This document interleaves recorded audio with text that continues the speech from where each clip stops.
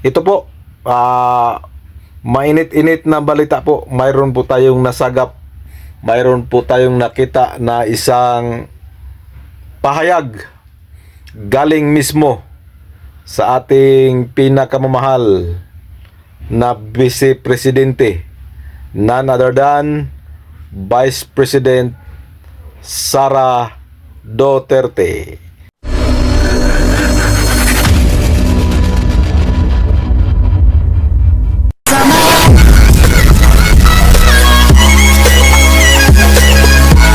Hello, good afternoon. Isang mapagpalang araw ng Biyernes sa ating lahat mga kapobre. So, pitsa 8 na po ngayon ng Agosto at dahil nga walang mangyayaring pirmahan sa Agosto 12, ang naunang sinabi ng Comelec ay pipirmahan daw ng Pangulo ang term setting bill. Pero nagbago po ang lahat dahil in-announce na hindi na daw pirmahan ng Pangulo at hayaan na lang mag-lapse into law at hayaan na lang na darating ang 30 days.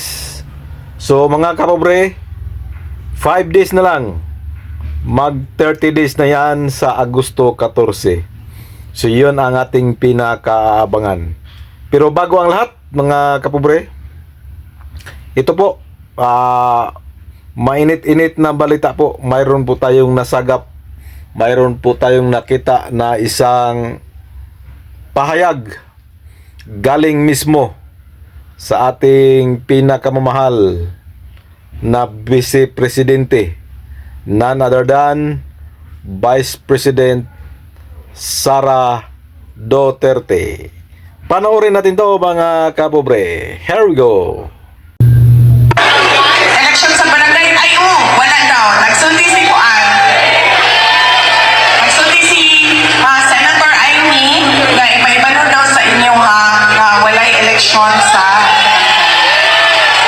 sus. Maulang din na inyo ang gusto madungo.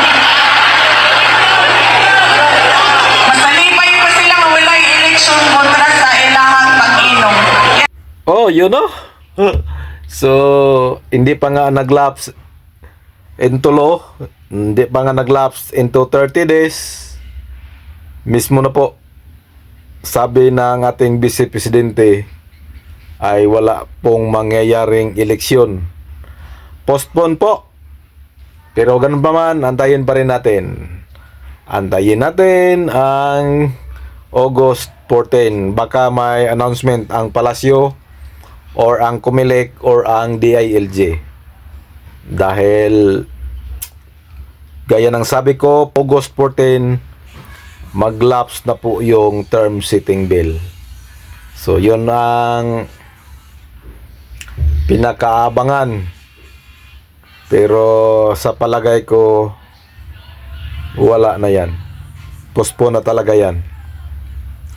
Sinabi na po at mismo si Vice President Sara Duterte postpone daw. At yung impormasyon na nakuha niya ay galing daw kay Senator Amy Marcos. At hindi naman po natin may pagkaila na magkapatid po si Amy Marcos at ang Presidente Bongbong Marcos. Kahit alam nating medyo may gap sila nung nakaraang eleksyon, pero magkapatid yan. Hindi man mismo direktang sinabi ni BBM kay Amy na walang eleksyon, posible sa mga kamag-anak nila mayroon na yang mga pag-uusap.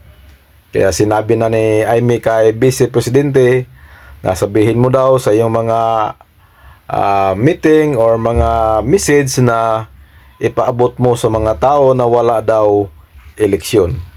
So yun po. Attorney Mac, ito na ang iyong hinihintay. Petition is waiting.